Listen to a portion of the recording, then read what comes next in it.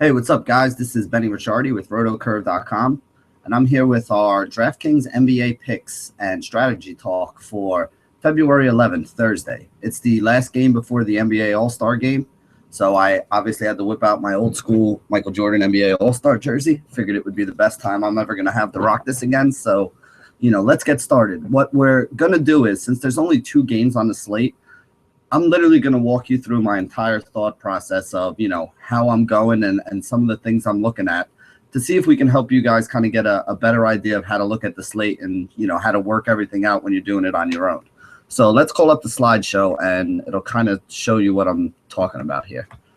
The three things we're going to talk about today are roster construction tips on a small slate like this, the players that are available at each position. This way we know, where, like we talked about last time, where is their opportunity cost, where we're, giving up too much to come down to somebody, and where are there viable options that we could come down, and pay up at another position.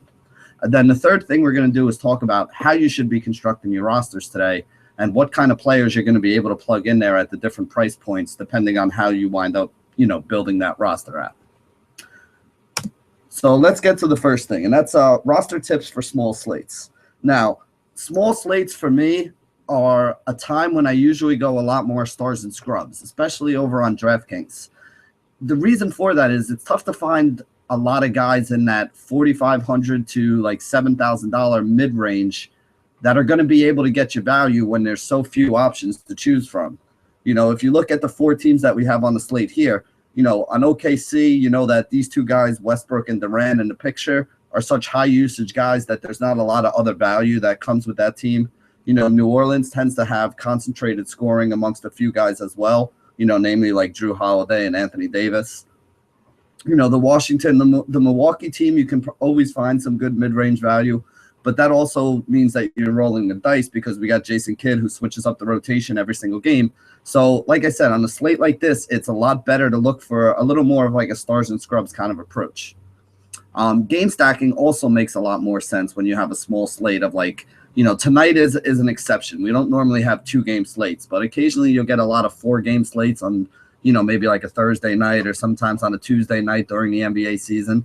So when you have these small slates, if you can pick 1 or 2 games that you think could get ugly one way or another, maybe having a big piece of the other games, or if you have 2 or 3 games with, projected low scores, like maybe San Antonio or Miami or Utah on the slate, if you have 2 or 3 of those teams on the slate where the totals in those games are usually a little below 200, and then you have a game like the Golden State Warriors or Oklahoma City or, maybe even Washington like we have today, you have some of these higher scoring teams, maybe it's better to target some of those teams that tend to play in the higher scoring games, because if those games are 30 or 40 points above the other games with some of the more slow down defensive teams, if you game stack the game that's 30, 40 points above the other ones, there's a good chance it's going to have a lot more fantasy production. Now, when you look at it, something else I wanted to give you guys, the winning rosters on these small slates do tend to follow the, mantra that they have the studs that they paid up for a stars and scrubs lineup. And they also tend to have stars and scrubs that are together on the same team. Like I said, if one of these games turns into a blowout, or if one of them happens to be lower scoring, and you have a whole team full of guys from the other one, including the 3 or 4 big studs, in that game, 2 or 3 on each team that tend to go off, you're going to be in a much better spot than the people who are more heavily invested in the game that's lower scoring. So, some roster construction tips on a small slate, it does pay to, kind of fade one game and be a little heavier on the other game. You don't have to use everybody from one game, but, you do want to be heavier on one game that you think is going to be a little higher scoring if you can, especially on a 2-game slate like this. And you do want to make sure you have the studs on both sides of that game. So if you think that the Washington-Milwaukee game could stay close and, everything could be good that way, then what you want to do is take like a John Wall and then go over to Milwaukee and take like, Greg Monroe and maybe Chris Middleton, or, have exposure to the guys on both sides of the game who you think are going to put up the big numbers. So now here's my players to watch list for today. At point guard, you can pay up for guys like Westbrook and Wall. You have guys like Holiday in the mid-range, MCW towards the bottom of the mid-range. Then the only cheap value guy I really like is Jared Bayless, who I think is seeing about as many minutes right now as MCW with, his return to the lineup and Jason Kidd's return to being the head coach. At the shooting guard spot, there's really only three guys I'm looking at. Middleton and Beal are about the same price. I think I like Middleton more for cash and safety. Maybe Beal could have some more upside for a tournament. And then if you need to save, I think Dion Waiters is probably the best option there, but he's a little erratic and is probably more of a guy that I'd only look to use in tournaments. I don't think I'd feel comfortable with Waiters and cash. So at shooting guard, I'm probably going to spend up a little bit on one of those other two guys. Now, at small forward, Durant is easily the best, most consistent option, and he does have the upside that he flashes every once in a while. Giannis has been losing a few minutes and not playing as well since Kid came back and started messing with the rotation. I'm not big on Otto Porter today. I think I'd rather use Giannis for a couple $100 more. If I did want to use anybody on Washington, it would probably be Jared Dudley, who's been seeing some more minutes. Humphreys, Nene, and Drew Gooden are all actually active, but lately none of them have been really playing more than I think Nene's been seeing 15 to 18 minutes, and the other guys aren't even seeing 10. So there's still a lot of minutes out there at the 3 and the 4 spot for Dudley, and he's been doing okay. So if I had to save, I think he's 4,500. I think he's probably my favorite salary saver at the small forward spot. Moving on to power forward, Anthony Davis you can pay up for. The problem I have with paying up for Anthony Davis is if you just take everything out, position out, everything else, and you just look at the 4 guys who are priced around $10,000 today, you get Westbrook, who's been averaging, 55, 60, 70 fantasy points a game. You get Wall, who's been averaging 60 fantasy points a game over his last 4. You get Kevin Durant, who's been a consistent 50 fantasy points with 60, 70 point upside. And then you get Anthony Davis, who's basically been struggling to reach 50 fantasy points and has really only gone 6x about once in his last month of games. So if you're talking tournament upside, I think Davis probably has the least of the 4. The problem is, as we'll get into, Davis is also one of the guys who's probably at the position where there's the biggest opportunity cost to come down. Since Kidd has come back, Jabari's seen his minutes drop to the 28 to 32 range when he was playing 35 to 40 minutes before and being a useful fantasy option, getting a 6x.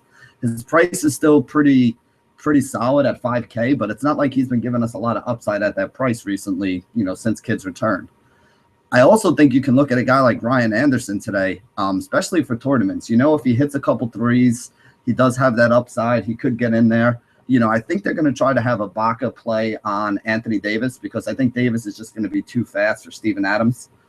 So I think Adams would wind up on a guy like Anderson if New Orleans does go with the 2 bigs with Anderson and, Brow at the 5, which they tend to do in a lot of games. Anderson is a guy who can shoot. He can put up some points, and he can grab some rebounds for you. So I do think that he might be a viable option. But that's what I'm saying. When you come down from Anthony Davis, there's really not much there that you can look at. So while I think Davis is probably my 4th favorite of the superstars, I do think the most opportunity cost to come down is with Anthony Davis at the power forward spot. Now, when you look at the centers, we got 3 guys that I think are in play. If you pay up, there's really only 2 options. It's Greg Monroe or Marcin Gortat. Gortat played in 2 of the 3 meetings that these 2 teams had this year. Both games, he didn't play very well. He only put up 21 fantasy points in each. So I'm kind of off Gortat. I think I'm going to go back with Greg Monroe, who did me well the other night. I don't think you need to be nervous if Jason Kidd decides not to start him again. He's still seeing, starters minutes. But now he's seeing them against, second-team defenses instead of first-team defenses. And he's also seeing them with guys on the floor that are feeding him the ball and letting, kind of playing through him. So I think that's a pretty good spot for Monroe there. He's probably the guy I'd pay up for. I think he's like $100 or $200 more than Gortat, but again, he put up 50 fantasy points in his last game. He's been consistently going 5x, 35 to 40 fantasy points. I think he's in a really solid spot. And then if you have to save, I think the 2 guys you can look at are the OKC centers. You got Steven Adams and you got Enes Kanter. Now, for me, Kanter's more of a GPP play because if he has one of those big scoring games, he'll get more minutes on the floor. And, he does rebound pretty well, even though he doesn't defend very well. So, he could rack up that double-double if he's having a good scoring game. And like I said, that's why he's a GPP play because if he's having it, that's when everything will go up for him.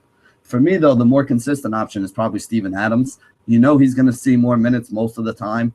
And he's only 4,300 as opposed to Kanter being 51 or 52.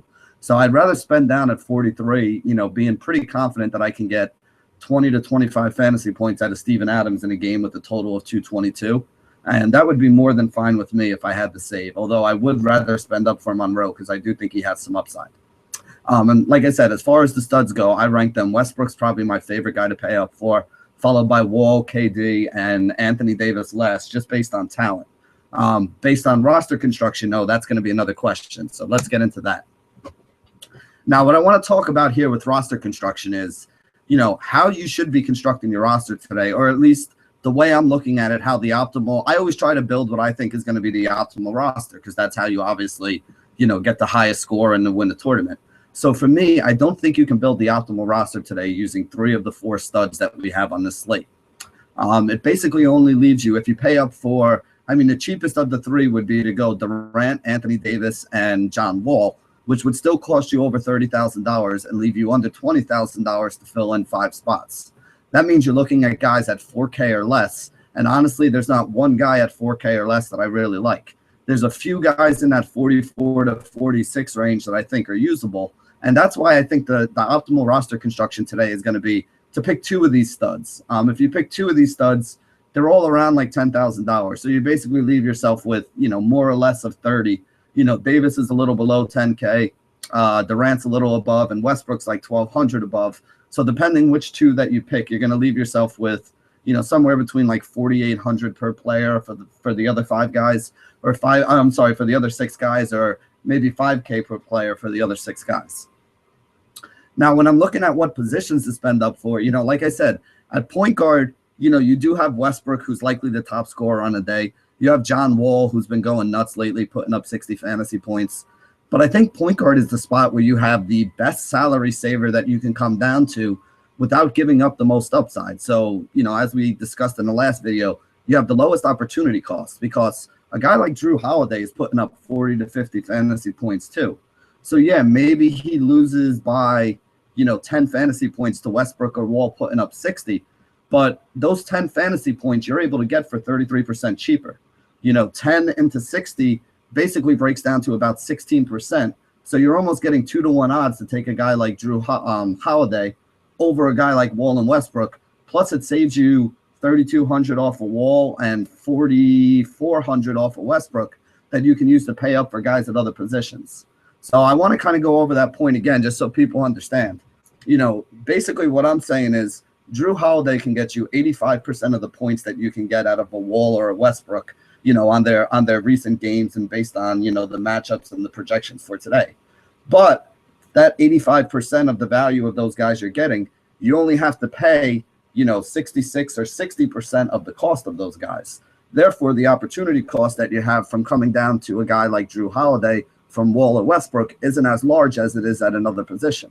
So if you take another position, for example, like let's say small forward, where you have a guy like Giannis who has been going, 4x value for his price. So is really only getting you like 27, 28 fantasy points. And you have a guy like, some of the other guys we mentioned at the position there who we really didn't think had a ton of upside.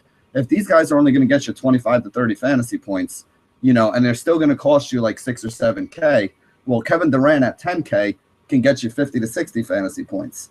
So if these guys are only going to get you 50% of what he can get you, or, 60% maybe of what he can get you, then their price should only be 60% of the price of him. You're paying up a little above 6K for a guy like Giannis, whereas, we're expecting him to only do about 60% as well as Durant. So in that position, it's a bigger opportunity cost because, you're losing 24 to 30 points by coming down from Durant to one of these secondary options. Whereas at the point guard spot, you might have only been losing 10 points to come down to the cheaper option. So I think the same thing goes for small forward and power forward today. I think Kevin Durant and Anthony Davis are the guys that have the highest cost, to come down off of. So when you're building a roster, I think you can build some really nice tournament rosters with KD and Davis. I think they'll be lower owned than Wall and Westbrook are as well. And if you use Drew Holiday in the point guard spot, you're really not giving up a ton on what other people are able to do. Now, like I said, on a small slate, you got to kind of think a little differently. So that's the way that I'm going to be building and putting together my rosters tonight. So hopefully that gives you guys a little bit of an idea of how I look at a slate and, how I try to figure out how I can build a team that, won't be completely chalky for a tournament, but at the same point in time, has sound principles and gives me as much upside as I can possibly have, to put together the best score. So like I said, we're going to be, taking a couple days off. Probably have some articles coming up that, are a little bit more on the strategy side as opposed to the, player side now that we have 5 days off here. But we'll have a lot of stuff over here. Make sure you guys use this time off to, kind of look and get an idea of, which teams are playing paced up, which teams are scoring a lot of points, which teams you want to target on the defensive side of the ball that, like a San Antonio that you don't want to take guys against and things along those lines. This is a time for you to look over what has and hasn't worked for the first half of the season and get yourself ready for the second half of the season where you can make some money playing DFS. So again, this is Benny Ricciardi with rotocurve.com. Thank you guys for joining us. And as always, stay classy, DFS.